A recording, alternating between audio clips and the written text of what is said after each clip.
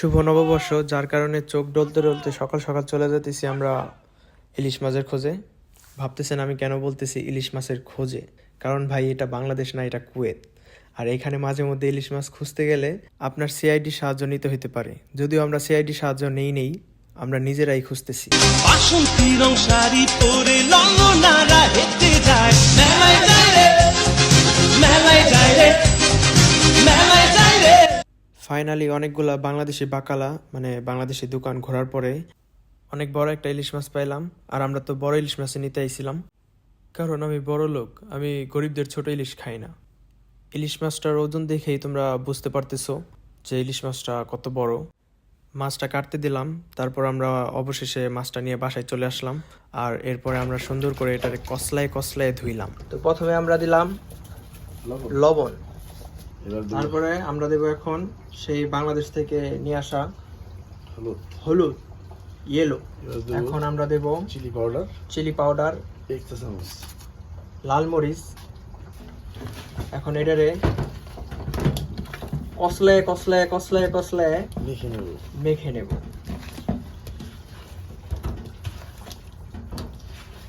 সাইজটা অনেক সুন্দর, সাইজটা একদম কঠিন, রেগুলার সাইজ। আর যেহেতু ইলিশ মাছটার সাইজ দেখে আপনারা বুঝতেছেন,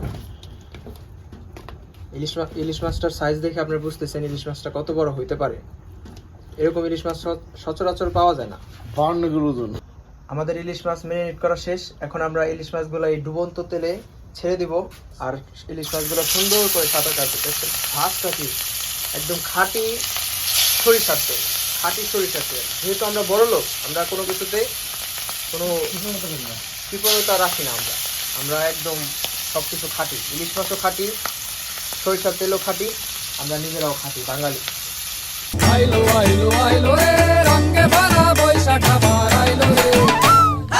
আইলো আইলো আইলো রে, রঙে ভরা বৈশাখ আবার আইলো রে। পাগলা মনে রঙিন চোখে নাগরে তোমায় বছরে ঘুরে, একটা আকারে সুরটা মিশে হাজার প্রাণের বাউল সুরে। চেষ্টা করে খুশির করে একটা কথাই সবার মনে, আইলো আইলো আইলো রে। আমাদের সাহিল ভাই একদম পুরো পিওর বাঙালি, পিওর বাঙালি। সার্থক, হ্যাঁ, পহেলা বৈশাখ। আজকের পয়লা বৈশাখ আমাদের খুব ভালোই কাটতেছি। ইলিশ মাছ, মাটির বাসন, আলুর ভর্তা, বেগুন। সে একজন গরিব, সে গরিব বইলা সে মাটির প্লেটে খাইতেছে। আর আমি বড় লোক, অলওয়েজ বড় লোক। এর জন্য আমি এটা কিসের থাল বলে, সিলভারে থালে খাইতেছি। যদিও পহেলা বৈশাখের খানা মাটির থালেই মানায়, শোভা পায়।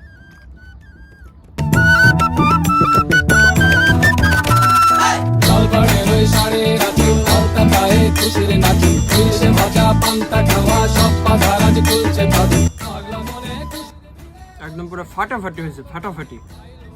অনেক কষ্ট করে ইলিশ মাছটা জোগাড় করছি। এই কুয়েতের মাটিতে বাংলাদেশে ইলিশ মাছ পাইছি, তাও এত বড় মাছ, এটাই অনেক ভালো লাগতেছে। আর আজকে পহেলা বৈশাখ, তো এটা আমরা আজকে খাইতে পারতেছি।